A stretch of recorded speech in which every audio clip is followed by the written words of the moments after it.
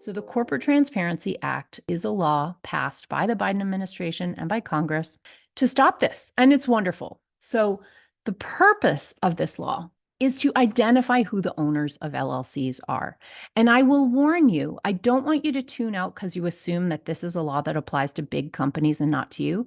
Actually, the direct target of this law is small LLCs, single member, two member LLCs. Okay. So if you are, solopreneur with an LLC, this law applies to you, guaranteed. Okay. All right. So the purpose is really just a very simple filing where you identify your legal name and your address. And you have to identify all the people who are beneficial owners of the LLCs. That doesn't just mean the person whose name is on the LLC necessarily. The ownership can actually be a little broader than that. So you want to be careful and read the fine print.